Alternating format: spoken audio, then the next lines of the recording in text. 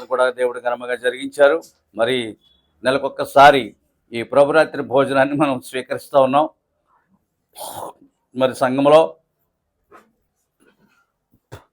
ఈ lord supper మరి నా శరీరం మీద రక్తం త్రాగబడే నిజమైన మరి నా శరీరం మీద రక్తం త్రాగబడే నిత్య జీవం కలిగిన వాడని చెప్పడం జరిగింది. కనుక నిత్య జీవం కొరకు ఆయన ప్రభురాత్రి భోజనం ఏర్పాటు చేశారు. కనుక మనం అందరం దాన్ని తీసుకోవడంలో మరి శ్రద్ధ కనపరుస్తూ ఉన్నాం. సంఘము క్రీస్తు ద్వారా జన్మించి పరిశుద్ధాత్మ ద్వారా పోషించబడుతుంది అన్నాడు. సంఘము క్రీస్తు ద్వారా జన్మించి పరిశుద్ధాత్మ ద్వారా పోషించబడుచున్నది. ఎవరికి జన్మించాం మనం? మీ నాన్నగారు కాదు కదా, సత్యం గారికి, భీమరాజు గారు కాదు. ఎవరికి జన్మించాము? క్రీస్తుకు జన్మించాము. కనుక ఎవరి ద్వారా పోషించబడుతున్నామో? పరిశుద్ధాత్మ ద్వారా పోషించబడుతున్నాం. పరిశుద్ధాత్మ ఇచ్చిన వాక్యం యొక్క ప్రత్యక్షత ద్వారా మనము పోషించబడుతూ ఉన్నాం. ఆయన శరీర పోషకుడు, ఆత్మ పోషకుడు అని చెప్పాడు. శరీర పోషకుడు చూసారా, ఈ శరీరం బ్రతకడానికి ప్రతిదినమైన అన్నోదకములు దయచేస్తున్నాడు. అలాగే ఈ ఆత్మ బ్రతకడానికి ఆయన వాక్యము దయచేస్తున్నాడు. ఆయన 2 విధముల పోషకుడు.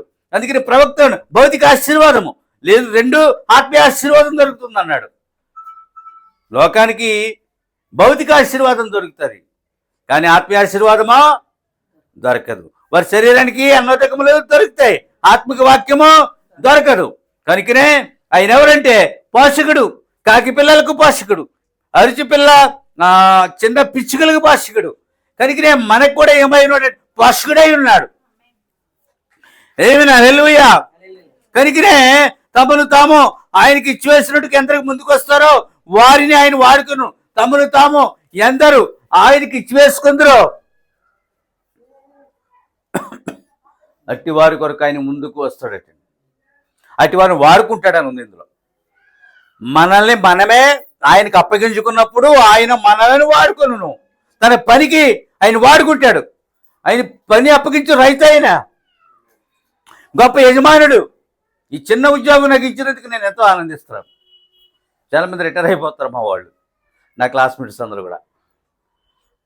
నాకు చచ్చిపోయేదాకా ఈ ఉద్యోగం ఉంటుంది, కానీ నెలకు ఒక పరిధికి రిటైర్మెంట్ అయిపోతుంది. అర్థమవుతుందా? హల్లెలూయా. కనుకనే మనము ఆయనకు అప్పగించుకో.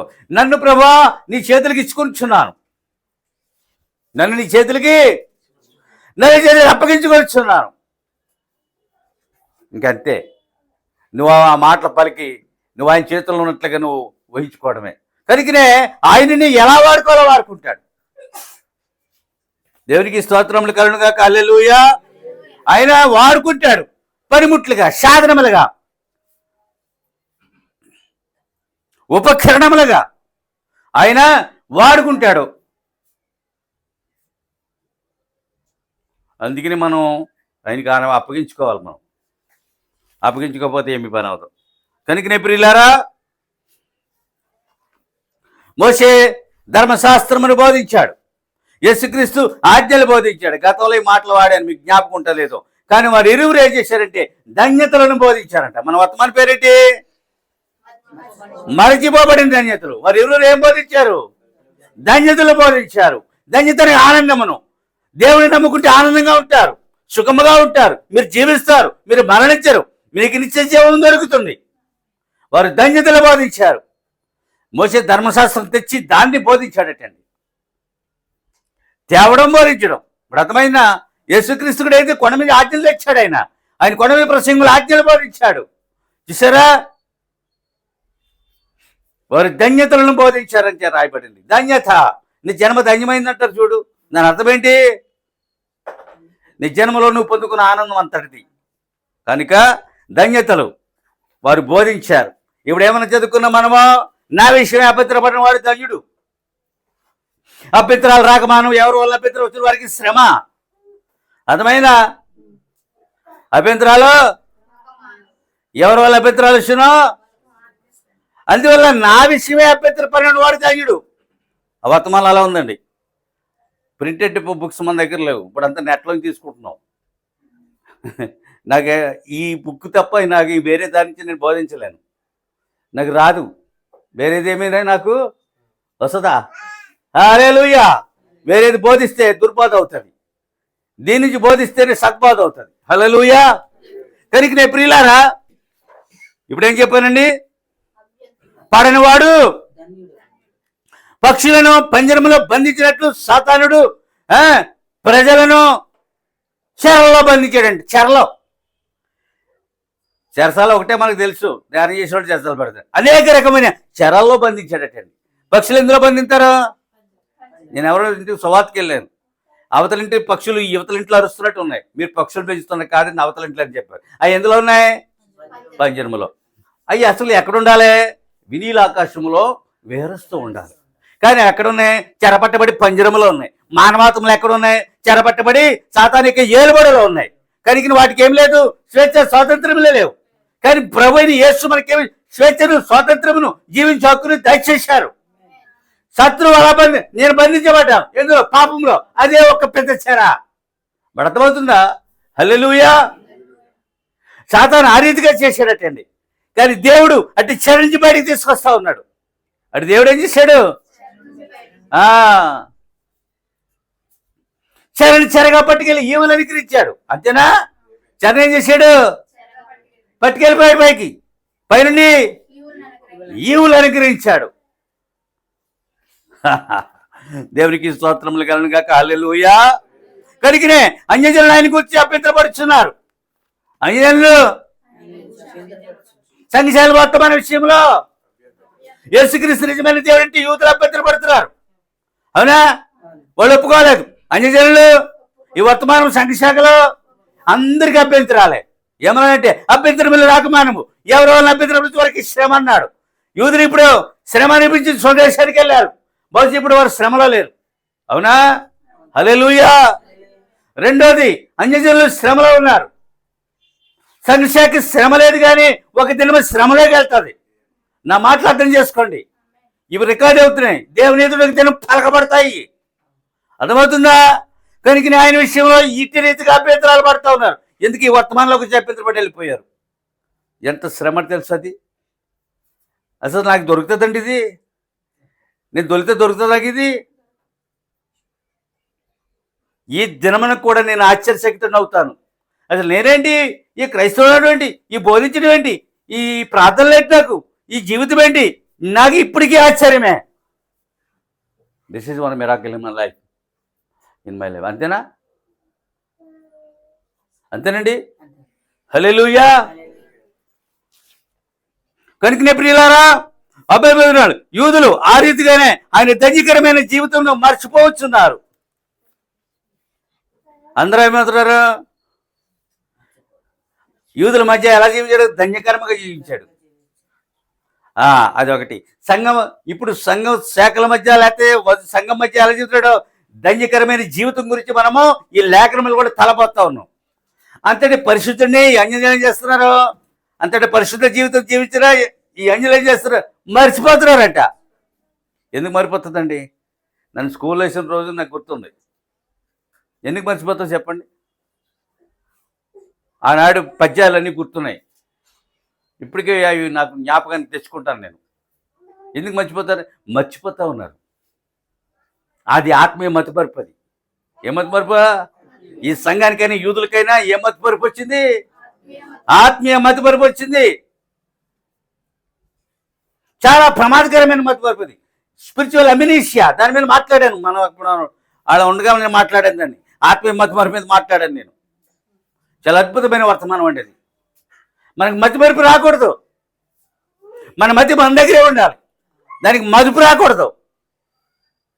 దేవుడు చేసిన ఉపకారం వేరే మర్చిపోతామా?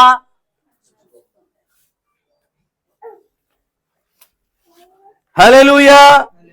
కనుకనే ఏం చేశారు వాళ్ళు?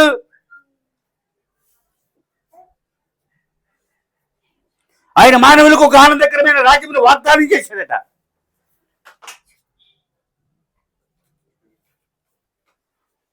ఆయన మానవులకు ఒక ఆనందకరమైన రాజ్యమును. ఇది కాదు, ఇక్కడ శ్రమ ఉంది, ఇక్కడ వేదన ఉంది, ఇక్కడ బాధ ఉంది, ఇక్కడ కరువు ఉంది, ఇక్కడ వ్యాధి ఉంది, ఇక్కడ యుద్ధం ఉంది, ఇక్కడ భూకంపం ఉంది, ఇక్కడ పిడుగులు ఉన్నాయి, ఇక్కడ అన్నీ ఉన్నాయి. ఇక్కడ ఇది కాదు, ఇది ఈ లోకము ఇది మీకు ఆనందాన్ని ఇవ్వదు. ఒక ఆనంద రాజ్యం ఏం చేశాడు? తన నమ్మనికి వారికి వాగ్దానం చేశాడు. ఒక ఆనంద రాజ్యమును దేవుడు తన సంగమునకు వాగ్దానం, is promise to the one, దాని ఏమంటారు, కింగ్డమ్ ఆఫ్ ద హెవెన్. అంతేనా? ప్రామిస్ చేశాడు. Promise of the Kingdom of the heaven. ఎవరికి? సంఘానికి. చూసారా? ఆయన వాగ్దానం నమ్మదగినది. ఆయన రాజ్యం అర్థమవుతుంది. అదే ఆయన అర్థమవడు, ఆయన రాజ్యం అర్థమవుతుంది, ఆయన వాక్యం అర్థమవుతుంది, వర్తమానం అర్థమవదు. ఏది అర్థం కాకుండా చేసేది దైవమే. రేపేందంటే ఎల్లుండి అవతల ఏంటో నువ్వు ఎలా బతుకుతావు? నో. అనేకులను బ్రతికించవలసిన వారు తన బ్రతుకు గురించి ఎన్నడూ ఆలోచించడం. అర్థమవుతుందా? హల్లెలూయా. ఒక ఆనందకరమైన రాజ్యమును దేవుడు సంఘమునికి వాగ్దానం చేశాడు. ఇది మన రాజ్యం కాదు. ఎలా ఆమెనంటున్నామా? ఆదివారం వెళ్ళిపోతుంది, మళ్ళీ అంటే ఆదివారం వెంటనే 2 అన్నాడు ఆవిడ మాకు ఆశ. 1 వెంటనే 2, వెంటనే 2 తర్వాతే 2. అంతేనా? అలాగే ఈ ఆదివారం తర్వాత, నెల తర్వాత, ఈ జనవరి తర్వాత. హల్లెలూయా.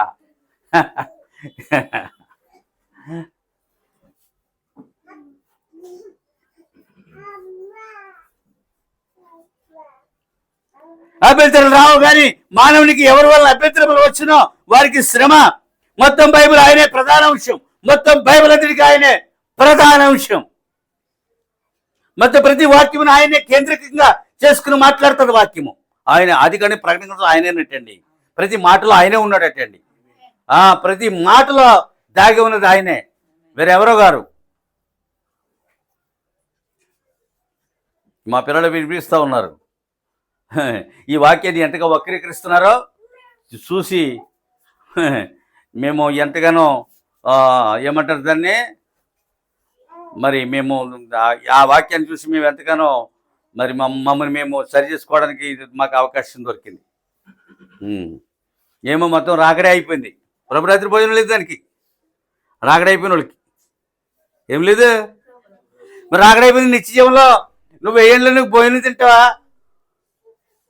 1000 పరిపాలన అన్నాలు వండుకుంటాం మనం. గ్యాస్ అయిపోయిందని అంటావా? హల్లెలూయా.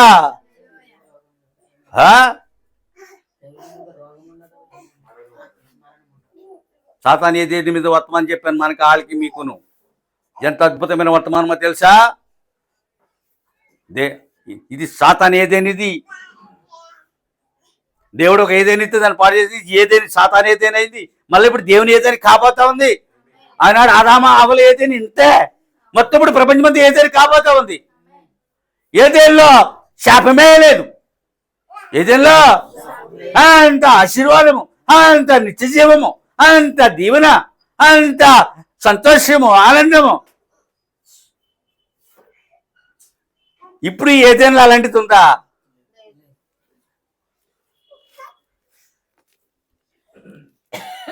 కాలం యొక్క తెర ఆవలికి వెళ్ళాడు ప్రవక్త. కాలం యొక్క తెర, మనకు వస్తున్న కళలన్నీ కాలం యొక్క తెర ఆవలికి వెళ్తున్నాం. మనము మళ్ళీ యువతలకు వస్తున్నాం. తెర ఆవలికి వెళ్ళి ఆ రాజ్యం చూసి వచ్చాడు. ఎంతో మంది ప్రవక్తలు, అపొస్తలులు, నిజమైన చాలా మంది విశ్వాసులు కాలం యొక్క తెర ఆవలికి వెళ్ళారు. ఏడేం చెప్తున్నారు? నిత్యత్వంలో కలిసిపోయిందండి కాలం. వెళ్ళినప్పుడే నిత్యత్వంలో ఉన్నాడు. అందువల్ల చాలా ఏర్పరచబడిన వారు సైతము మార్చబడే కాలం ఇది. రాకడ అయిపోయిందని అరుస్తున్నప్పుడు రాకడ అవ్వలేదని మనం అరవాలి. అంతేనా? ఈ వేద ఎందుకండి? కాలు ఎందుకు ఇరుగుతుందండి 1000 ఏండ్లలో? ఎందుకు చిన్నది, అది 1/2 సెంటీమీటర్ ఉంటుంది, అది 2 సెంటీమీటర్లు ఉంటుంది. అది అవునా? అది ఇరుగుతుందా? 1000 ఏండ్ల పరిపాలన అది ఇరుగుతుంది. అది దానికి మందు ఉంటుందా? దానికి కట్టు ఉంటుందా? మరి ఎంతగా వాడు పనిచేస్తున్నాడు? ఎవరిని? ఏర్పరచబడిన వారిని సైతము మోసపుచ్చగల శక్తిమంతుడు. He is not ordinary man. ఇది బయట ప్రపంచానికి వెళ్తుందండి ఇది. ఎన్నో రకముల ప్రశంసలు మనకి దక్కుతున్నాయి. కరువు, దుఃఖము, మరణము లేని క్రీస్తుని కలుసుకున్న ఒక మనుషుడు ధన్యుడు. క్రీస్తుని కలుసుకుంటే కరువు, దుఃఖము, మరణము ఉండదు. అట్టి మనుషుడి జీవితం ధన్యమన్నాడు. యేసుక్రీస్తు కలుసుకుంటాడు. కొంతమంది ఏమో ఆయన కలుసుకుంటారు. మీరు నమ్మండి, మనకి కరువు ఉందా? కొంత దుఃఖం ఉందా? ఈ పిల్ల ఎలా చేయాలని ఉందా? కొంత దుఃఖం ఉందా? మరణము, ఆయన కలుసుకున్న వ్యక్తుల యొక్క సంఘం ఎలా ఉంటుంది అన్నాడు. లేకపోతే బతకమండి, చచ్చిపోవాలండి మనం. అసలు ఒక అంజనూరు ఆలోచిస్తే మనం తప్పదు. ఏమి తిందుమా, ఏమి త్రాగుదమా, ఏమి ధరించి ఏమైపోదుమా అని ఆలోచన నీళ్ళు తడసిస్తే అది దెయ్యమే. అలా ఆలోచించదని దేవుడు చెప్పాడు. అన్నము కావాలితే అడగవలసిందే, వస్త్రము కావాలితే, ఆరోగ్యం కావాలి అడగవలసి చెప్పాడు. కల్లో కట్టిప్పినట్టు కాలి తిప్పి చూపించాడు, కట్టిప్పి చూపించాడు, కాలి నడిచి చూపించాడు. దిస్ ఈజ్ ఓవర్ అని చెప్పాను మా ఇంట్లో. అది అక్కడికది. దాని గురించి మీరు ఆలోచించవద్దు. ఆయన చెప్పినట్లుగానే జరగాలి. ఏమైనా హల్లెలూయా.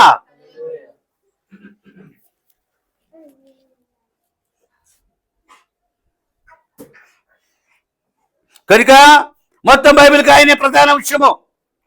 ఆది ఎందు దేవుడు సృజించిన మాటలో క్రీస్తును చూడగలవు. ఆది ఎందు ప్రపంచమును సృజించను అను మాటలో మీరు ఆయనను చూడగలరు. యెహోవా యేసుక్రీస్తే దేవుడు. ఈయన ఆయనే ఈయన అని ఏమో యూదులతో ఏమన్నాడు? నేను ఆయనని మీరు నమ్మడేడలా ఎవరే? స్వజనులను నమ్మరంట. ఆయన్నే చెప్పుకొచ్చాడా లేదా? నేనే.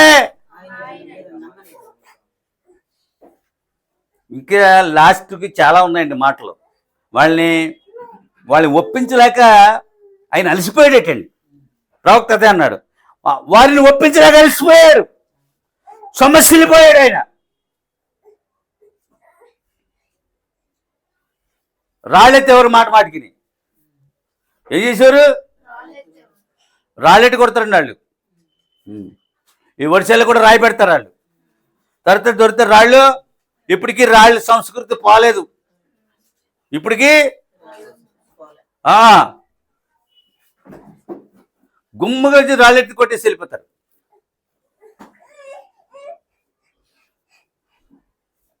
హల్లెలూయా. కనుక రేపు ఇలారా ఆమేన్ అనే మాటలో మీరు క్రీస్తుని చూడగలరు. ఎందులో? ఎవరిని చూడగలం? అది ఆమేన్ అని వాడు అంటే ఆమేన్ అయి ఉన్నవాడు. దాని అర్థం ఏంటి? హల్లెలూయా. సరే, ఇవాళ ఈ పనికిమాల నోరు ఆయన ప్రార్థిస్తుంది, ఆయన వాక్యం ప్రకటిస్తుంది, ఆయన్ని స్తుతిస్తుందంటే ఎంత ధన్యము. ఆమెనంటాం మనము. అవునండి. ఏనాడైనా అన్నా మనం ఆమెనని. ఆమె మాటకి మనకు అర్థం తెలుసా? ఆమెనన్న మాటల్లో మనం ఆయన చూడగలం. అందుకనే ఆయన ప్రవక్త వర్తమానం చెప్తుంటే వాళ్ళు ఆమెన్ అనేవారు. మీరు తప్పగానండి. ఆత్మ చెలరేగి మీ మధ్యన పనిచేస్తుందని చెప్పాడు ఆయన. క్రీస్తు లేకుండా మానవ జీవితం ధన్యకరము కాదు అన్నాడు. మనం ఒకసారి మూడేళ్ళలో చెప్పాను. ఇప్పుడు ఏంటంటే క్రీస్తు లేకుండా మానవ జీవితము ధన్యకరం కాదు. ఆయన చేసిన ఉపకారాలు మేలులు మర్చిపోయారు. అందుకని ఇక్కడ ఏమంటే ఆయన ధన్యతలన్నీ మర్చిపోయారు, చేసిన మేలులు ఉపకారాలు అన్నీ మర్చిపోయారు. ఆత్మీయబద్ధ వరకు వచ్చేసింది. పెట్టిన పేర్లు మర్చిపోయారు, సంఘాలు మర్చిపోయారు, అన్నీ మర్చిపోయారు. చేసిన ఉపకారాలు మేలులు అన్నీ చివరి పాస పేరు కూడా దా.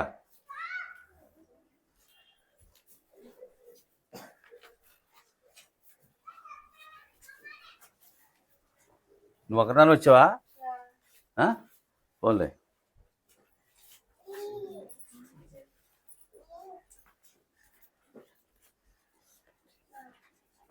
కనుక ప్రియులారా,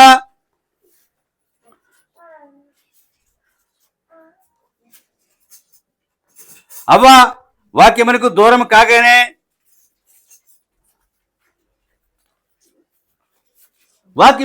వాక్యానికి ఎప్పుడైతే దూరమైందో ధన్యతను పోగొట్టుకుని దండనకు మారిపోయిందటండి. వాక్యం దూరమైన తర్వాత ఏమైంది? ధన్యత పోయింది. ధన్యతకు స్థానంలో అయితే దండన వచ్చిందటండి. అవేం చేసింది? వాక్యమునకు దూరం కాగానే ధన్యతను పోయింది. ధన్యత స్థానం మీద ఏమొచ్చింది? దండన కాదా? బయటకు వచ్చి పిల్లల్ని కనవడం, ప్రసవేదన పట్టడం దండన కాదా? బత్యమును ఏర్పరచుకోవడం దండన కాదా? మరణించి పాతి పెట్టబడ్డ దండన కాదా? ధన్యతను విసర్జించింది, దండనకు వెళ్ళిపోయింది. ఆమె దండించబడింది అన్నాడు. ఆదాము దండించబడ్డాడు.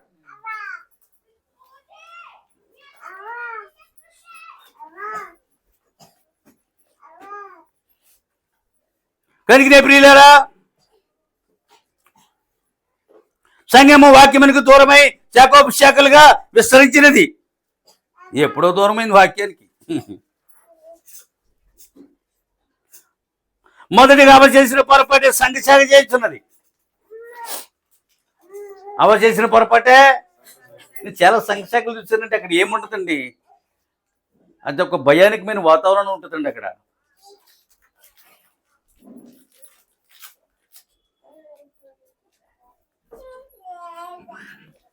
సంఘశాఖ చేసినట్లు, అవ్వ చేసినట్లు సంఘశాఖ చేసిందంటే అండి. అవ్వ ధన్యతను ఎలా అయితే పోగొట్టుకుందో, దండనికి ఎలా గురైందో, సంఘశాఖ కూడా ధన్యతను పోగొట్టుకుని ఆ రీతిగానే దండనికి గురవుతున్నాడు. ఎవరిని బేచేసి చెప్తున్నాడు ప్రవక్త? దేని బేచేసి చెప్తున్నాడు?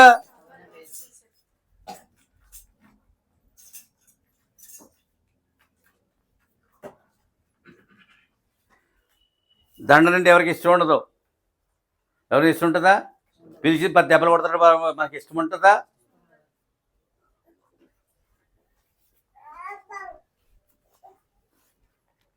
ఆమేన్, హల్లెలూయా. సంఘం చేస్తున్నది ఆత్మీయ జారత్వము, మనిషిని, అది ఆత్మీయ జారత్వము. ఇప్పుడు ఏమంటాడంటే మనిషిని ఆయన స్వేచ్ఛ జీవిగా చేశాను. మనిషిని ఏం చేశాడు?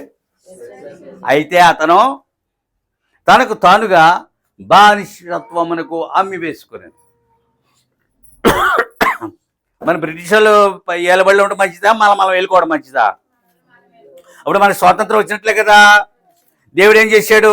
స్వేచ్ఛాజీవిగా చేశాడు. అంటే అతడు ఒక స్వేచ్ఛాజీవి, ఎవరి కింద బానిస కాదు అతను. ఇప్పుడు అర్థమవుతుందా? అతను ఏమయ్యాడు? బానిస అయ్యాడు. ఒక ఎగ్జాంపుల్ చెప్తాను. ఆదాముకి అవని ఎందుకు ఇచ్చాడు? సహకారంగా ఇచ్చాడు. కానీ మనుషులు ఏం చేశారు? బానిసలుగా మార్చారు.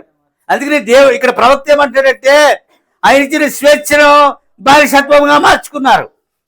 ఇదంతా బానిస రాజ్యం. ఇది వెయ్యి రాజ్యం. ఇది వెయ్యి రాదండి. ప్రభు ఖచ్చితంగా 3:30 మాటలు నాతో వారు దుర్బారుకు వెళ్ళిపోయారు. అంతే. ఎంత హాయిగా ఉందంటే నా జన్మకి సరిపోయినంత దర్శనం కలది.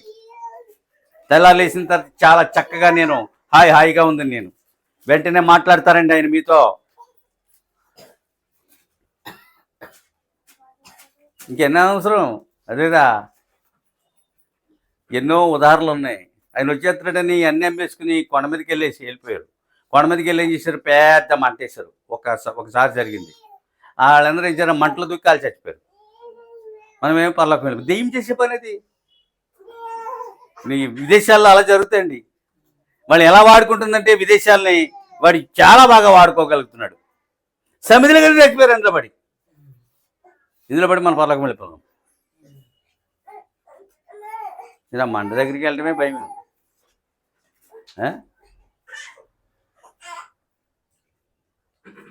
ఆత్మహత్య చేసుకుని పర్లోకి వెళ్తాడా?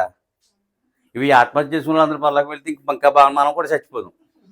మరి అవును, మరి మనం కూడా ఎందుకు లేదు అంతానే ఏదో నాటకం కడుతున్నావు నువ్వు, నేను వెళ్ళిపోతున్నాను అంతే కదండి. హల్లెలూయా. ఎంత అజ్ఞానానికి నడిపించే శక్తి వాడికి ఉంది, ఆ సామర్థ్యం వాడికి ఉంది. ఇంక ఏర్పరచబడిన వారిని దెబ్బేస్తానని చేయలేడు. ఇప్పుడు దీన్ని ఎదుర్కోవడం చాలా కష్టం అండి. ఇప్పుడు ఒక పురుషుడు వచ్చాడు, అయిపోయాడు. ఒక స్త్రీ వచ్చింది, అయిపోయింది. ఇప్పుడు స్త్రీ పురుషులు కలిసి వచ్చారు, వీళ్ళు కూడా అయిపోయారు. మీరు ఏమిటి అనుకుంటున్నారండి? నిజమైన సంఘం మీద, సేవ మీద వాడి దారి ఎలా ఉంటుంది నేను కనిపెట్టాను నేను. నిజమో వర్తమాన సత్యం ఇది, ఈ లొకేట్లో లేదు ఇది. వాడిని ఎదుర్కోవాలంటే ఏ రీతిగా ఎదుర్కోవాలి, ఆ రీతిగానే ఎదుర్కోవాలా. మనం గొప్ప శాఖ యుగంలో జీవించున్నాం. ఏ యుగంలో? సంస్థలు, మత సంస్థలు, మత శాఖలు, మత వర్తకుల యుగంలో మనం జీవిస్తున్నాం. వాటి పనేంటి? డబ్బు. వర్తకం చేయడం ఏమవుతుంది? మతవర్తం చేయమవుతుంది. వ్యాపారం ఏం సంపాదిస్తారు? హల్లెలూయా. మనము ఈ యుగంలో గొప్ప శాఖ యుగంలో మనం ఏం చేసి జీవిస్తున్నాం? ముందుకెళ్తే శాఖ, వెనకెళ్తే అటెళ్తే అన్ని మత సంస్థలు, మత శాఖలు ఎక్కడ పడితే అక్కడ. రేపు డిసెంబర్ 16 వస్తుంది, 24. ఏముంటుంది? Dance baby. నీకు తెలుసు కనుక మా నవ్వుకున్నావు. అలా చేయమన్నారండి ఎక్కడైనా?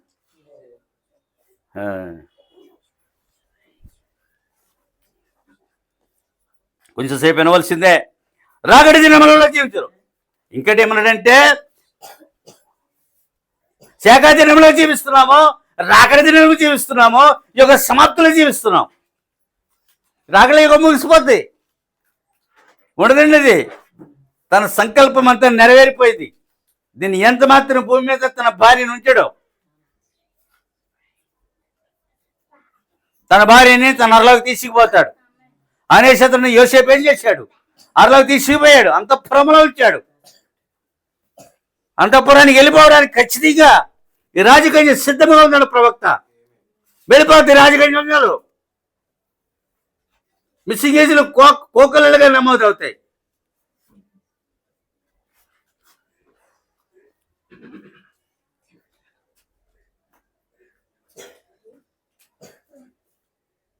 అప్పుడు మనం కనపడినప్పుడు ఈ రాకడే అయిపోయింది అన్న వాళ్ళు మనం నశించిపోయామనుకుంటారు. ఎక్కడ జీవితున్నాం మనము? రాకడి దినములలోనూ. వధువు మరొక శిరస్సును గుర్తించదు. వధువు ఎగ్జాంపుల్ 1, ఒక ఇంటి భార్య ఉంది, ఒక ఆమె ఉంది. తన భర్త యొక్క శిరస్సును తప్ప వేరొక శిరస్సును గుర్తిస్తుందా? ఎంతమందిలో ఉన్నా నా భర్త అడుగు అంటది కదా. అలాగే వధువు కూడా ఆయనకి శిరస్సును మాత్రమే గుర్తిస్తుంది, ఎందుకంటే ఆమె శరీరమై ఉన్నది. హల్లెలూయా. చూసారా, ఈ శిరస్సును మాత్రమే గుర్తిస్తుంది.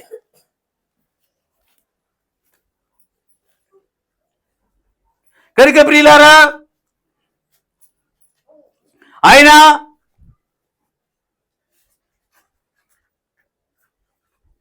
అబద్ధవధు గుర్తించిందంటండి ఆయన్ని. ఆయన అబద్ధవధు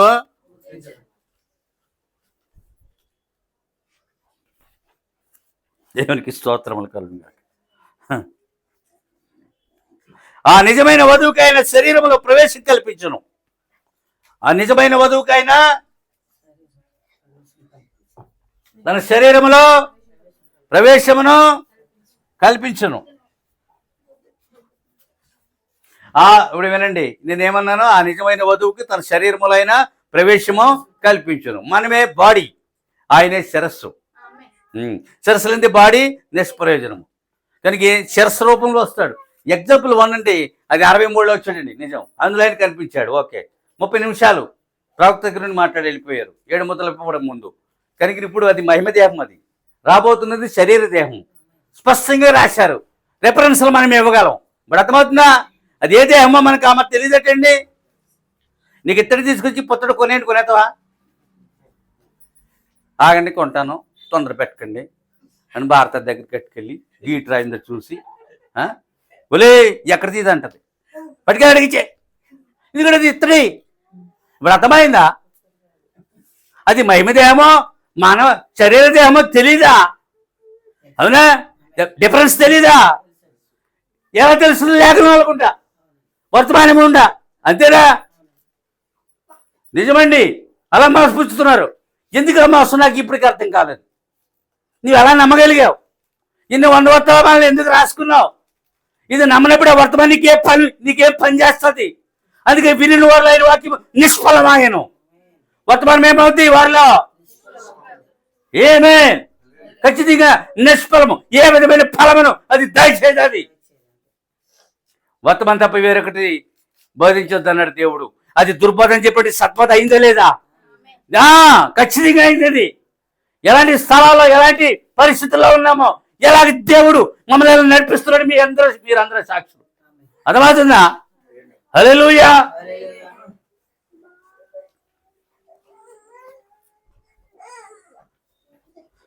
వారు వధువు ఏదేనులో వారే ఏదేనులో ప్రవేశించరు. వారే వధువు ఎక్కడ ప్రవేశించారు? ముందు ఎక్కడ ప్రవేశించారు? తర్వాత మళ్ళా ఎటర్నల్ లైఫ్, నిత్య జీవములోనికి ప్రవేశం అయిపోతారు. మొదటి శరీరంలోకి వచ్చేసారు, రెండోది ఏదేళ్ళకి వెళ్ళిపోతారు, మూడోది నిత్య జీవంలోకి వెళ్ళిపోతారు. ఎంత అద్భుతం అండి! లోపల ఉన్న ఆత్మకు మరణము లేదండి. నువ్వు మంచం మీదే ఉన్నాను మనం ఎక్కడెక్కడో తిరిగి వస్తున్నాము. ఇదేంటి తీయపని బాడీ, అదొక రకమైన శరీరంలో బయటికి వెళ్ళిపోతున్నాం. అవునా? వెళ్తామా? లేదా శరీరం వెళ్ళిపోతుందా? అందరూ కళ్ళలుగానే వాళ్ళు శరీరం వెళ్ళిపోతే సిటీ ఏమవుతుంది? అది కలగంటి వెళ్ళిపోతున్నాడు నడుచుకుంటూ అనుకో. అది ఈ బాడీ అని ఎవరు బెడ్ అంతే, అది మంచం మీదే ఉంది. కానీ ఇది తీయపోని ఏం చేస్తుంది? అది దేవుడు ఏదో చూపించిన తర్వాత మళ్ళీ వచ్చి నీలోనే అవి ఇరుక్కుంటుంది. అర్థమవుతుందండి? ఎంత అద్భుతమైన వర్తమానం మన ప్రాక్తారాన్ని గ్రహించగలిగాం. అది కదా వేరొక నాయకుడు ఎవరైనా ఇవ్వగలదా? వేరొక నాయకుడు ఎన్నుకున్నాడు ఆయన. ఈ కాలానికి ఒక్క ప్రవక్తను ఎన్నుకున్నాడు. ఈ కాలానికి ఆ దివ్యమైన ఈ సంఘాన్ని ఎన్నుకున్నాడు ఆయన. సార్ బయటికి తీసుకెళ్ళి పర్లేదు, ఏం కావాలంటున్నాడు? ఇది మైక్ లాగేస్తుంది. వధువు మరో శిరస్సును గుర్తించదు కానీ క్రీస్తు యొక్క శిరస్సుని గుర్తించను. ఆయన ఏదో అబద్ధ వధువుని గుర్తించాడు. ఆ నిజమైన వధువుకి ఆయన శరీరంలో ప్రవేశం కల్పించును. వారి దేవుని ఏ దేవుల్లో ప్రవేశించరు. భార్య భర్తని వెంబడించినట్లు శరీరం శిరస్సును వెంబడించును. భార్య భర్తను వెంబడించినట్లు రెండో కలిసి ప్రయాణిస్తాయి. ఇప్పుడు పరిశుద్ధాత్మ వధువు ఏం చేసి కలిసి, హల్లెలూయా. సంక్షేమం ఏం కదా, మేకల కూరలు కలిసి అలా దొడ్లో ఉంటాయో అలా కలిసి ప్రయాణిస్తాయి. ఒక దినం విడిపోతాయి. కానీ ఇది అలా విడిపోయేది కాదు. ఈ శిరస్సు శరీరం కలిసి ప్రయాణిస్తాయి. భార్య భర్తలు కలిసి ప్రయాణిస్తారు. వారు వేరు వేరు శరీరములు కాదు, వారి ఏక శరీరము. అనలేదా? భౌతికంగా విడివిడిగా ఉన్నారు కానీ ఆత్మీయంగా కలిసే ఉన్నారు.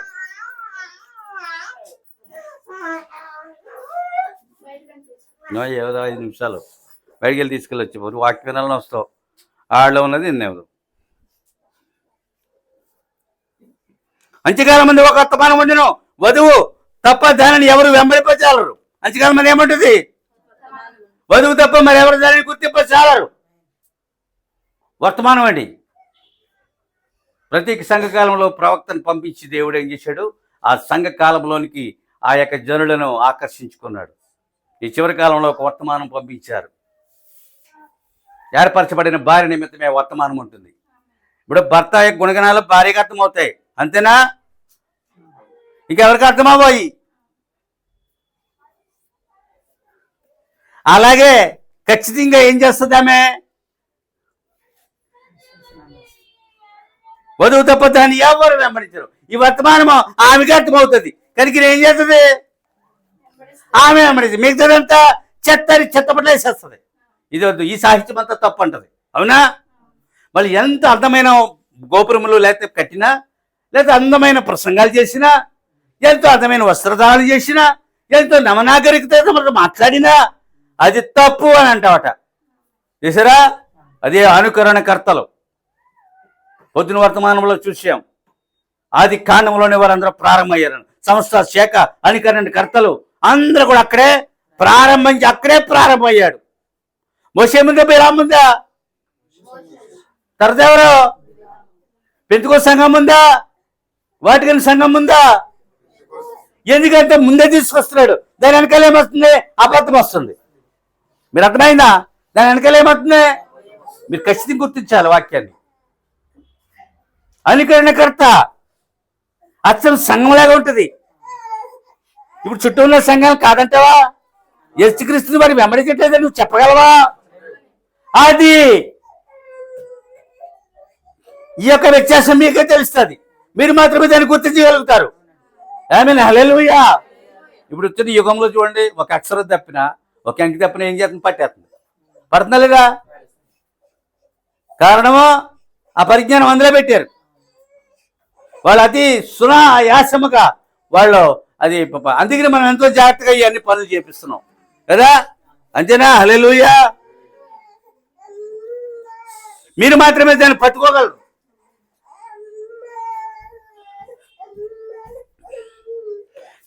సమాధి నుండి లేపబడిన యేసుక్రీస్తు శరీరం ఎదుట సాతాను నిలబడలేడు. సమాధి నుండి లేపబడిన యేసుక్రీస్తు శరీరం ఎదుట సాతాను నిలబడలేడు. ఒకసారి ఏం జరిగింది? శరీరంలో ఉన్నాడు, ఇంకా ఆయన చంపబడలేదు. అప్పుడు ఏం జరిగింది? నిలబడగలిగాడా? ఎందుకు నిలబడలేకపోయాడు? ఇప్పుడు నేను చెప్పిన దానికి సమాధి నుంచి లేచిన తర్వాత, అప్పుడు ఇంకా చంపబడక సమాధి నుంచి లేవక ఒక సంఘటన జరిగింది, అవునా? అప్పుడు యేసు చేతుల నుండి పారిపోయలేదా? ఎందుకు పారిపోయాడు? Why was escape from the Jesus. ఎందుకు పారిపోయాడు? అతను ఆయన వాక్యమును ప్రయోగించాడు. ఎలాగో రాయబడింది. మీరు కూడా వాగ్దానం తీసుకుని ప్రార్థించాలి. ప్రభా, మీరు ఇలా రాయబడింది, ఆరోగ్యం కోసము, ఐశ్వర్యం కోసం, ఆహారం, వస్త్రము, ఏదైనా శ్రమ, శత్రువు, దేని నిమిత్తమైనా సరే మీరు వాక్యాలు చదివి దానికోసం మీరు ప్రార్థించాలి. ఆ తర్వాత సమాధి నుండి లేచిన తర్వాత ఇప్పుడు అర్థమవుతుందా? ఆయన ఎదురు నిలబడగలిగాడా? అసలు లేచిన తర్వాత అసలు అడ్రస్ లేడు, ఎక్కడ కూడా ఆయన కలుసుకోలేదు. ఇప్పుడు అర్థమవుతుందా? ఒకవేళ కలుసుకుంటే ఆయన ఎదురు నిలబడలేడు. 40 దినములు భూమి మీద సంచరించాడు. ఎన్ని రోజులు ఉన్నాడు? ఆ పునరుద్ధానమైనటువంటి పాత నిబంధన పరిస్థితులు కూడా 40 దినములు తమ స్వదేశంలోని సంచరించారు. అనేకులకు కనబడుతూ మరలా కనబడటం, మాయమవడం, అక్కడ కనబడి ఇక్కడ కనబడు. నేను ఆదాముని చూశాను, నేను ఏలియాని చూశాను, నేను మోసేని చూసి చెప్పుకున్నారటండి వాళ్ళు. కారణం ఏంటి? 40 days ఈయన శిష్యులను బలపరుచుకోవడం కోసం, ఈ 12 మందిని సమకూర్చుకుని బలపరుచుకుని తన మహిమలు ఇంకా వెల్లడి చేసి, నేను వెళ్తున్నాను, ఇదే రీతిగా వస్తాను, నేను ఆరోహణమై అందరి మందిని ఆరోహణమయ్యాడే లేదా? పైనుండి శక్తి పొందే వరకు మీరు ప్రార్థించమని చెప్పాడా లేదా? మేడగదికి వెళ్ళారా లేదా? మరో 10 నిమిషాలు 10 రోజులు ప్రార్థించారా లేదా? పరిశుద్ధాత్మ శక్తిని పొందుకున్నారా లేదా? ఆయన ఆరోహణం అంటే అందరూ చూసారా లేదా? నేను ఏ రీతికి వెళ్తారో ఆ రీతికి వస్తాను చెప్పాడే లేదా? అది ఇది కాదు, అది హల్లెలూయా. 63 తర్వాత ప్రవక్త 2 ఏళ్ళు ఉన్నారు. 2 ఏళ్ళు రాకడ గురించి బోధించారు. ఆయనకి లేని రాకడ వీళ్ళకి వచ్చేసిందా అని చెప్పండి. మనం ఒక ఒక ఒక దాన్ని ఏమంటామంటే, ఒక వాదం వాదిస్తే దానికి కొన్ని రీజన్స్ ఉండాలి. 30 నిమిషాల కాలాన్ని యుగములో లెక్కింటున్నారు. అర్ధగంట అక్కడ పరలోకం నిశ్శబ్దమైంది, అరగంట ఈయన భూమి మీద ఉన్నారు. అర్థం చేసుకోండి. ఈ 30 నిమిషాలని ఒక రోజు ఎన్నెళ్ళు?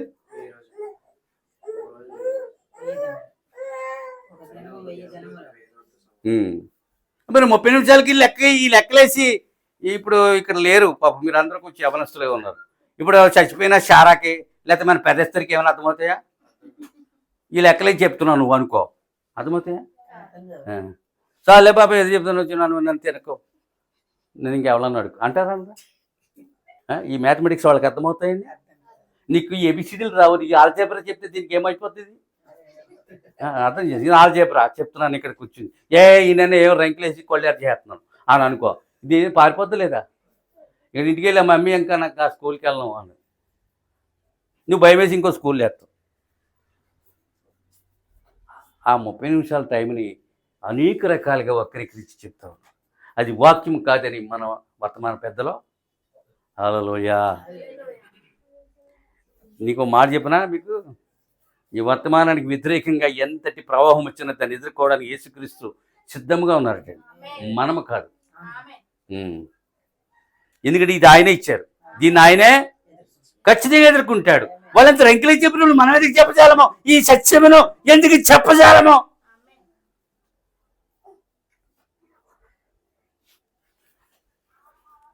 రాలేదనే దృక్పథం హృదయంలో అలవర్చుకుని భక్తి చేయండి.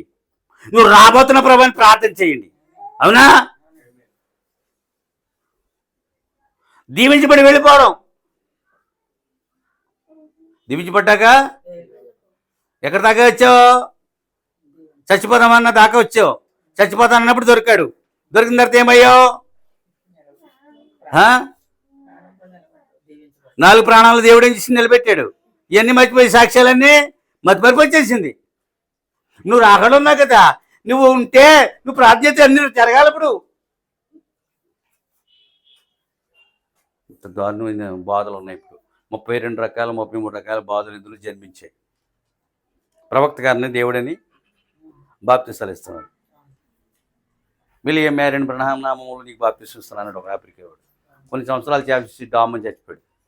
దేవుడు బతకనిస్తారండి? దీన్ని వ్యతిరేకిస్తే పని బతకిస్తాడండి? ఇది చదవలేక, ఇందులో మూఢపాఠం తీయలేక, ఇది బోధించలేక, దీనికోసం ప్రార్థించలేక 1000 అవతారాలు.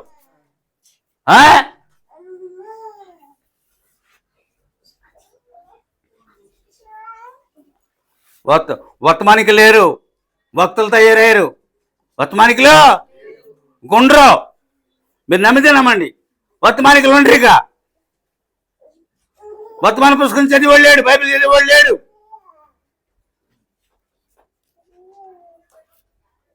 ఏం చెప్పారండి? దేవుని స్తోత్రములు కలుగును, హల్లెలూయా. పరిశుద్ధాత్మ పొందిన ఏ వ్యక్తి యొక్క అయినను దెయ్యమో నిలబడి చాలదు. పునరుద్ధానానికి ముందు అది నిలబడలేదు. పునరుద్ధానం తర్వాత ఆయన దగ్గర రాలేదు.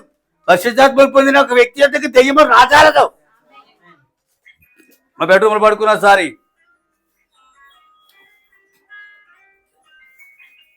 లేచి చూడండి.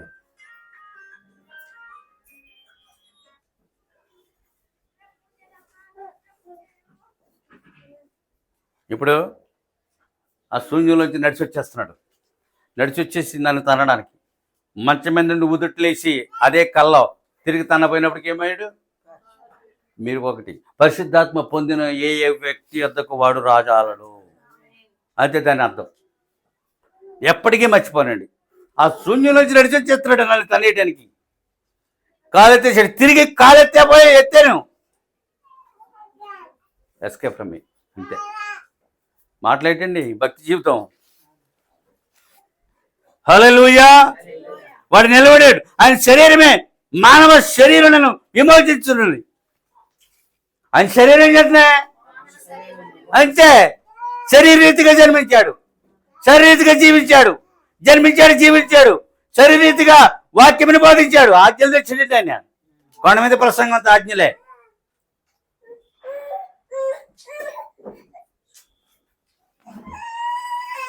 చివరికి ఏం చేస్తుంది?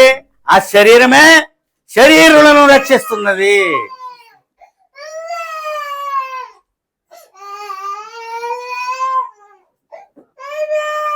సరే ముగింతాను రా, 5 నిమిషాలు. మనమే ఆయన విజయము, సంఘమే ఆయన జయచిహ్నం అన్నాడు. మనమే ఆయన విజయము, సంఘమే జయ చిహ్నము. అంతే. మనమే ఆయన విజయము, ఆయన అపజయం లేదు ఆయనకి. మనమేమో నిరంతరము ఆయనకి జయమునిస్తూ ఉన్నాం. సంఘమే జయ చిహ్నం అన్నాడు. ఇది జయించిన చిహ్నం ఒకటి సంఘానికి ఉంది. ఎంత అద్భుతమైన వర్తమానాలండి అన్నీ కూడా.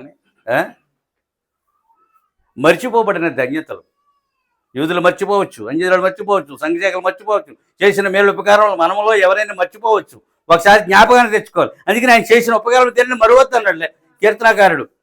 మనం అనుకుంటాం కదా, కృతజ్ఞత కూటాలు పెట్టుకుంటున్నప్పుడు మనం ఏమంటాం? ఆయన చేసిన ఉపకారములలో మీరు దేనిని మరువకండి అని మనం బోధిస్తాం కదండి. పొందిన స్వస్థతలు అద్భుతం అండి. ఎవరికి రాదండి వర్తమానం, ఎవరు ఇవ్వలేరు. దీని కొరకు జీవిస్తేనే జీవితం ఎంతో సారవంతంగా ఉంటుంది. జీవితం ఎవరేమనుకున్నా లెక్క చేయకూడదు. మీరు ఫస్ట్ ఇది స్టెప్ తీసుకోవాలి. ఎవరేమనుకున్నా లెక్క చేయను.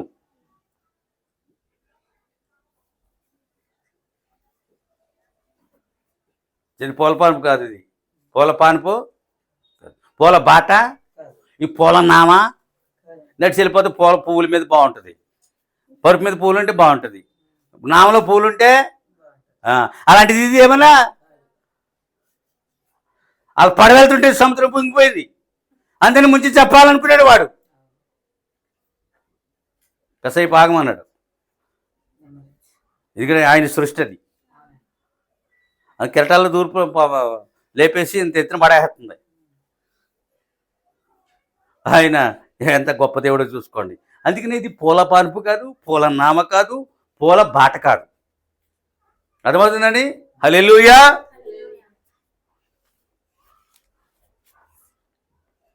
కనుకనే ఈ అపాయకర కాలంలో సంఘము కనుమరుగగును. ఇప్పుడు సంఘం అదృశ్యమైపోతుంది. ఈ అపాయకర కాలం ఇది. అవునా? సైన్స్ విపరీతంగా పెరిగిపోయిందండి. అన్ని రసాయన శాస్త్రం, అన్ని రకాల శాస్త్రాలు పెరిగిపోయింది. ఈ అపాయకర కాలంలో సంఘము కనుమరుగైపోయింది. దృశ్యముకు వచ్చింది అదృశ్యం. దృశ్యుడు అదృశ్యుడయ్యాడు, దృశ్యుడు అదృశ్యుడయ్యాడు. మనం దృశ్యానికి వచ్చి మళ్ళా అదృశ్యం అవుతాం. ఈ అపాయకర కాలంలోనే సంఘము అదృశ్యమైపోతుంది, ఎవరికి కనబడదన్నాడు. అంతే. యోసేపు తన భార్యను అంతఃపురంలో దాచి తన సహోదరులతో లావాదేవీ జరిపినట్టుగానే ఉంటుంది. కనుకనే మనల్ని అంతఃపురంలో దాచి ఆయన తన సహోదరుల దగ్గరికి వెళ్ళే ఒక దినము చక్కగా సరిపోతుంది లేఖనాలకి. ఇన్ని వందల వర్తమానాలు ఎక్కడ వస్తాయండి నాకు? నాదేమన్నా అంత పరిజ్ఞానం అండి? నేను పిహెచ్డీ చేశాను, ఇందులో ఏమన్నాను? అత్యంత ఈజీ అండి వర్తమానం చెప్పడం. ఆత్మాభిషేకం కలిగి ఎవరైనా సరే వర్తమానం నుంచి ఒక మూలపాఠాన్ని తేనెపట్టులోంచి తేనె పిండుకున్నట్లు ఉంటుందండి ఇది. కానీ అది రావట్లేదండి జనాలకి. వక్తలు ఉన్నారు, వక్తలు మోసము. వర్తమానికులు కావాలి. నువ్వు దీనికి కూడా ఎత్తపడతావు. మనం వర్తమానం ఒకడంట దశభాగం ఇస్తానని అనుకున్నాడు, ఇస్తున్నాడంట. మళ్ళంట నెల భాగం ఇచ్చేస్తానని అన్నాడంట. మళ్ళా అన్నయ్య మీకు సంవత్సరం జీతం అంతా ఇచ్చేస్తాను. ఇంకాడు ఇల్లు దోసే ఇంకా వెళ్ళిపోయి మరి అంతే. అది ఇంట్లో ఏమైనా తెచ్చి ఏం చేసేసుకో, నీ గుళ్ళు వేసేసుకో. ఏమ్మా అదే ఆ దశమ భాగం ఇవ్వడమే ఆనందం మాకు. ఇంకానే నెల భాగం ఇయ్యి, సంవత్సరం భాగం ఇయ్యి, ఇంకా నీ నీ యొక్క గొళ్ళో నీ యొక్క బీరువలు అని ఏంటంటే ఏంటిది? పచ్చి దోపిడి. ఏంటి దోపిడి కాదు. ఆకలిస్తే ప్రార్థించడమే, అన్నంగాలు అడగడం, వస్త్రగాలు అడగడమే. ఇవ్వు ప్రభువా. ఆ ప్రసంగం విని ఎంత బాధపడ్డాను తెలుసండి. మనసు చాలా బాధేసింది నాకు. మునగైనా పడుగుతున్నారు నన్ను, ఈ ముందుకెళ్తాను ఎలాగా? అప్పు నీ దగ్గర అప్పు అడగలి, నేను ఏం చేయాలి? ఇంటికి రావద్దా? మీ భార్య భర్తల మధ్య ఆయన అడగలొద్దా? ఎలా అడగాలి అప్పుని? అప్పుని ఎలాగ అడగాలి? మీరు రాదు, అప్పు అడుగు చేయలేదు మీరు. నేనంటే చేయలేదు, అప్పు చేయడం రాదు, అప్పు తెచ్చడం రాదు అనుకోండి. ఎలా అడగాలి అప్పు? How you can asking the money, credit money? నువ్వు తీసుకోలేదు, నా పక్షమే. ఒక రిక్వెస్ట్ చేస్తారు, దానికి ఒక పద్ధతి ఉంటుంది. నేను ఫోన్ చేసి కొంచెం ఇబ్బంది ఉంది, కొంచెం డబ్బులు ఏమైనా సత్వరా అని అడుగుతాను. అలాగే కుదురుతుంది. 3 ఏళ్ళకి 4 ఏళ్ళకి ఆయన కనపడతా ఉంటాను. మళ్ళీ అదొకటి ఏమని అడిగాను, ఎవరండి? ఇలా ఉంటాయండి. ఏమి నేర్చుకుంటున్నారు సంఘాలకి వెళ్ళి? అలా ఫోన్ కాల్ చేస్తే నీకు అప్పు పుట్టదు, నీ అవసరం కూడా తీరదు. ఒక ఇవ్వగలిగిన వ్యక్తికి, ఒక ఇవ్వగలడు అనే వ్యక్తి, ఒక వ్యక్తి అతను దొరికిన అతని పట్ల నమ్మకం ఉన్నప్పుడు అతను ప్రార్థన చేసి వెళ్ళాలి. మనమేం ప్రార్థన? అప్పులు అని ఇంటి మెట్లు ఎక్కకుండా చేయమని ప్రార్థిస్తాం. పోలీస్ స్టేషన్ మెట్లు, హాస్పిటల్ మెట్లు, కోర్టు మెట్లు, చట్టమేంటి ఇవన్నీ కూడా. ఎన్నోసార్లు మేము అంతా ప్రార్థన చేసాం. కోరుపును పెట్టేంత వరకు ఎక్కనివ్వలేదు. అప్పుకెళ్ళి మంచి పద్దా, కోర్టు మెట్లు ఎక్కడ మంచి పద్దా, పోలీస్ స్టేషన్ మెట్లు ఏ బాగా మంచి కావాయి. మనం ఎన్నోసార్లు మనం ప్రార్థించాం దేవుని సన్నిధిలో. ఎక్కనివ్వకండి ప్రభువా, అట్టి మెట్లు ఎక్కనివ్వకండి. ఎంతో శాపగ్రస్తమైనవి అవి.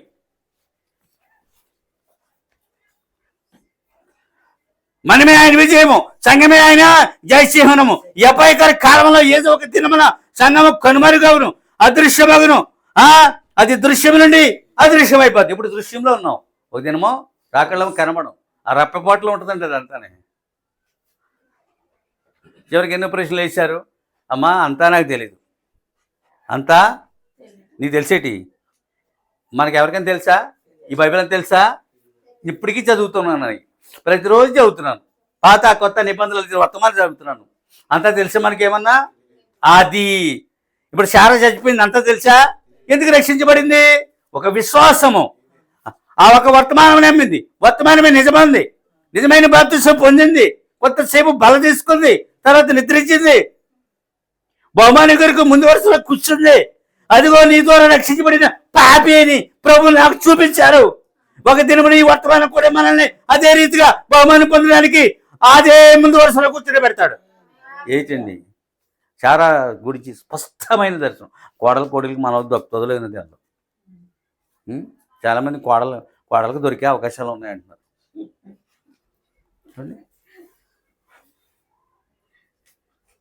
అద్భుతమైనటువంటిది, చాలా అద్భుతమైన, ఎప్పటికీ మర్చిపోను కళ. గాఢ నిద్రలో పంపుతారు. నేను అడిగా, శారా ఇక్కడ ఎందుకు కూర్చున్నావు? ఆయన రాబోతున్నారండి, ఆయన బహుమానం ఇస్తున్నారండి, నేను ఇక్కడికి వచ్చాను. అయితే నేను వెళ్తున్నాను అన్నాను. మీరు వెళ్ళరండి అన్నది. ఆ తర్వాత దాన్ని అంతా విశ్లేషించినప్పుడు ఆ కళ భావం నాకు స్పష్టంగా అర్థమైంది. చూసారా, ఆమె ఎలా ఉన్నది తెలుసా అండి? ఆ వృద్ధాప్య లక్షణాలు ఆమెలో లేవు, చక్కగా ఉన్నారు ఆమె. ఏమైనా హల్లెలూయా. ఈ వర్తమాన సత్యము రక్షిస్తుంది అనేది ముందు చెప్పారు. ఈ వర్తమాన సత్యమే సద్బోధ అని చెప్పి ఆ యొక్క కళ ద్వారా మరలా దేవుడు మనతో చెప్పాడు. పౌలు ఏం బోధించాడు? ప్రవక్త పౌలు మంద రక్షించబడినట్లు ఈ మంద, ఆయన మంద రక్షించబడింది. మరి ఈ మంద ఖచ్చితంగా శారా రక్షణ ఖచ్చితంగా దొరుకుతుందండి. సహిందాం, వహిందాం, నిలబడదాం, నడుద్దాం, ఆత్మలో ముద్ర వేసుకుందాం. ఇది సత్యం అని చెప్పి నువ్వు నమ్మంతే చాలు. ప్రభు నీ ప్రవక్త సత్యం, నీవు ఇచ్చిన వర్తమాన సత్యం, నీవు సత్యం. పక్షిరాజులు తెలియ కొన్ని స్థలాల్లో ఉంటాయి అన్నాడు. వాటి గురించి నువ్వేం బెంగపడొద్దు అన్నాడు. అని అర్థమవుతుందా? సంఖ్యాకుల పక్షిరాజులు లేవా? అన్యంలో లేరా? మన సంఘంలోనే పక్షిరాజులు. మరి ఏమైంది? పక్షిరాజు ఏమైంది? అది ఎక్కడైనా రూపాలను చెందుతుందా? వాళ్ళ పక్షిరాజుగానే జన్మిస్తావు, అలా ప్రవక్తగానే కాపరిగానే జన్మిస్తావు, ఒక నిజమైన విశ్వాసగా ఆయన పొంటిగా జన్మిస్తావు. మళ్ళీ రూపాంతరం అవుతావా? గెత్త పక్షిరాజు అవుతుందా?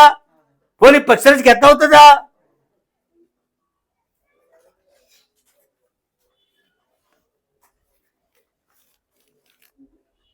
ఈ దినమున అపవాది గొప్ప సంవత్సరం లేపుతున్నది. అపవాది ఏం చేస్తుంది? ఈ దినమున అపవాది మొరుగుచ్చు గొప్ప సంస్థలను లేపుతుంది. ఇంకా కొత్తవాడు ఒకడు బయలుదేరుతాడు, కొత్తది ప్రవేశపెడతాడు. అవునా? కొత్త సంస్థ ఎంతో దీనుడిగా ఉంటాడు. ఎలా ఉంటాడా? యేసుక్రీస్తు కన్నా దీనుడిగా ఉంటాడు. ప్రార్థన అంటాడు, ఉపవాసం అంటాడు, ఆయన లేకపోతే నేను చచ్చిపోదని అంటాడు. ఎన్నో ఇంకా ఆడేంటి మొరుగుతున్నాడటండి. అబద్ధం ఎలా తిన్నాడు? మొరుగుతాడండి. తప్పు తప్పు తప్పు అని చెప్తాడు. ఒప్పుని తప్పు, తప్పుని ఒప్పు. ఇది ఎక్కడి నుంచి మొదలైంది? అది ఏదేను నుండి. ఆ అమ్మాయికి అలాగే అబద్ధం చెప్పాడు లేదా? ఇప్పుడు చెప్పి పెళ్లి చేసుకుని తీసుకెళ్ళాడా? చెరిపి వెళ్ళిపోయాడు. అవునా? నువ్వు పొడన్నాడు అంతే. దుష్యంతుడు శకుంతలు చెరిపి వెళ్ళిపోతాడు. ఒకవేళ నిన్ను పాడు చేస్తే నిన్ను మర్చిపోతే ఇదిగో ఉంగరం అని తెప్పించాడు. తన తండ్రి తీసుకుని గర్భవతి అయిన తర్వాత కోటకి వెళ్తుంది, రాజుగారి కోటకి. నువ్వెవరో నాకు తెలియట్లేదు, మర్చిపోయాడు అప్పటికి దుష్యంతుడు. అర్థమైందా? ఇది కదా అని అనుకుంటాం. ఇలాంటి ఉపమానాలు నువ్వు ఇచ్చిన ఉంగరం ఇది కదా, ఇది నాదే అన్నాడు. నువ్వు నన్ను గుర్తించడం కోసం నువ్వు నాకు ఉంగరం ఇచ్చావు, నువ్వు నా భార్యగా చేసుకుంటున్నాను అన్నాడు. అంతే. అర్థమైందా? నీతిగల రాజు. ఈ అవన ఏమైనా భార్యగా చేసుకున్నాడా? తీసుకెళ్ళి పోషించాడా? హల్లెలూయా. ఏం చేశాడు? అక్కడ ఏం అబద్ధమో, ఇక్కడ అబద్ధమో. ఈ సాతాను మరుగుతుందా లేదా? లెక్కలేని సంవత్సరాలు పుట్టుకొస్తాయని మీ కళ్ళ ముందే. ఇదిగో బైబిల్, ఇదిగో దానికి జన్మించిన వర్తమానం, ఇదిగో పాత నిబంధన, ఇదిగో కొత్త నిబంధన, ఇదిగో బైబిల్, ఇదిగో వర్తమానం, ఇదిగో జోడి జోడి పిల్లలు కలిగి ఒకదానైనా దేవుడు పోగొట్టుకోలేదని చెప్పాను. అంతే, నువ్వు దేవుని పోగొట్టుకోవడానికి రాలేదు ఇక్కడికి, పోగొట్టుకునేది తిరిగి తెచ్చుకోవడానికి వచ్చావు.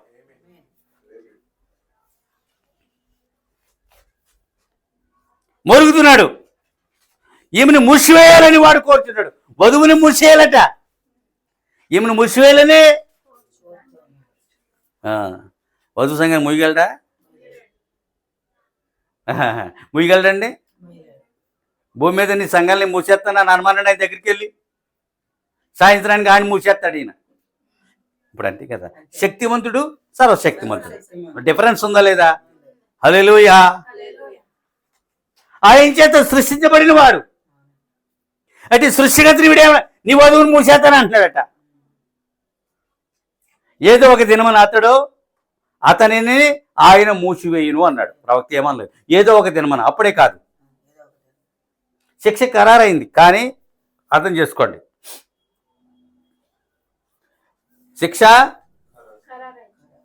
అతని శిక్ష ఖరారైంది. ఇంకా నువ్వు శిక్షకు వెళ్ళడు, తీర్పు తీర్చబడిన తర్వాత వెళ్తాడు. అందుకని ఇప్పుడు అగ్నిగుణం లేదు. అగ్నిగుణం ఉందా? లేదు. అది అన్ని రెండు ఒకేసారి జరుగుతాయి. నీకు నీ వాళ్ళకి వెళ్ళిపోండి అనుకో. అందుకని ఇప్పుడు చనిపోయిన అంజలి అక్కడ ప్రపంచంలో స్వేచ్ఛ ఆ ప్రపంచంలో ఉన్నారు. వాళ్ళు కనపడుతున్నారు. వాళ్ళు నాకు ఎంతో మందిని చూశాను నేను. వాళ్ళు ఎవరు నరకంలో? కొత్త నిబంధనలో దేవుని నమ్మని ఎవరైనా మానవుడు చనిపోతే నరకంలో ఉండరు, దెయ్యము కాడు. వారి నిమిత్తం ఒక ప్రపంచాన్ని ఏర్పరిచాడు. అక్కడ వారు స్వేచ్ఛగా ఉన్నారు. చచ్చిపోయిన వధువు ఏం చేస్తుంది? భారతదేశకెళ్తారు. హిట్లర్, స్టాలిన్, ముసలి చచ్చిపోయిన ఎక్కడ బలిపీఠం కింద ఉన్నారు. ఎక్కడున్నారు వాళ్ళు? వాళ్ళు ఇంకా ప్రార్థన చేస్తున్నారు. చివరి దినంలో తెల్లని వస్త్రాలు పొందుకుంటారు. మీకు అర్థమవుతుందా? నవకాలంలో చనిపోయిన ఎక్కడ ఉన్నారు? పాతాళంలో. ఇంక వాళ్ళు తీయడు, అదే వారి యొక్క శిక్ష. వాళ్ళు అందులోంచి ఇంక లేదు, వాళ్ళు అక్కడే ఉంటారు. వాళ్ళు ఎవరిపించారు? నాలుగు లేడే అక్కడ. ఈయన వెళ్ళి ఆ దేవుడు నేనే అని చెప్పుకుని వచ్చేసాడు. ఈయన ఆ వెలుగు పాతాళంలో ఉన్న వాళ్ళని పైకి తీసుకొచ్చేసాడు. అర్థమైందా? 40 దినములు తమ స్వదేశము తన జన్మభూమిలో వారు సంచరించి వారు ఆనందించి మళ్ళా ఒక దినమున ఇచ్చడికి రాబోతున్నామని చెప్పేసి ఆరోహణం అయిపోయారు. ఉన్నదన్నా మసాలా ఎవరైనా ఇలా చెప్తారండి. ఇది వర్తమానం కనుక అంత శ్రావ్యత ఉంటుంది. దక్షిణ భాగమే కాదు, నాకు మరలా తన మొత్తము నెల జీతం ఇచ్చేయాలని అనిపిస్తుంది. సంవత్సరం జీతం ఇచ్చిన భార్య బిడ్డలతో ఏమి తింటారు సిటీలో? ఆ భాగం తీసుకోవడం నాకు ఎంతో భయం వేస్తుంది. ప్రభువా వారికి ఖచ్చితంగా దీవించి ఏడుస్తాడు. ఇక్కడ వారిని ఖచ్చితంగా దీవించండి. నీకు వారు ఎంతగానో చెల్లిస్తా ఉన్నారు ప్రభు. అవునా? అని ఏది తెలిసేస్తాడు. తెలిసి ఆడు ఎదరకుండా ఆడుకుంటే ఆడు కార్లు వెళ్ళిపోతూ ఉంటాడు అనమాట. అవునా? సినిమాలు తీస్తారటండి చెన్నైలో, గొప్ప గొప్ప హీరోలు పెట్టి అటర్ పాప అయిపోతారటండి. కోట్లాది రూపాయలు. ఆ నిర్మాతలు చెన్నైలో అడుక్కుంటారటండి. నిర్మాతలు ఎక్కడ అడుక్కుంటారు? కారులో తిరిగి హీరోయిన్తో మాట్లాడి, డైరెక్టర్తో మాట్లాడి, హీరోతో మాట్లాడి, స్టంట్ బైటర్తో మాట్లాడి, అది మాట్లాడిన వాళ్ళు ఏమో ఎక్కడ అడుక్కుంటున్నారో. ఆ హీరో అనేకమైన సినిమాలు తీసినాడు, కోటేశ్వరుడయ్యి, అరే నాతో సినిమా తీసావు కదా నువ్వు అంటాడంట. అడుక్కుంటున్నా నిర్మాతని. ఆ గిన్నెని ఇలాగ ఒకసారి ఊపినప్పుడు ఆ కాసులు అలా కిందకి పైకి పడి శబ్దం చేస్తాడు. ఒక 500 కాయలు తీసి ఎత్తే వెళ్ళిపోతాడు. అదేనా? అర్థమైందా? ఇప్పుడు ఏమర్థమైంది మీకు? ఇప్పుడు ఇతను ఆ బాధ వల్ల ఇతను ఏమవుతాడు? విశ్వాసి.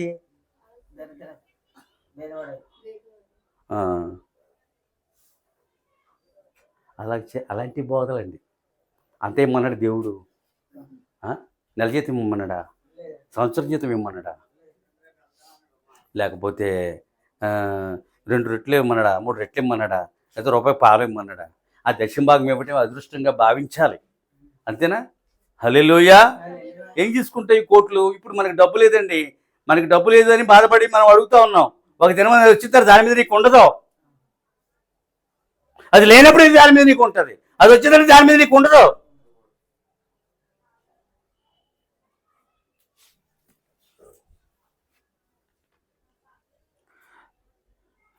ఈమె మూతపడితే కానీ ఎత్తబడుతుందట. ఈమెను ముసేయాలనుకుంటున్నాడు, ఈమె మూతపడతావు కానీ ఎత్తబడుతుంది, ఖచ్చితంగా ఎత్తబడుతుంది. దేవుడి వాక్యం దీవించును గాక. పిల్లరా కొంచెం 8:30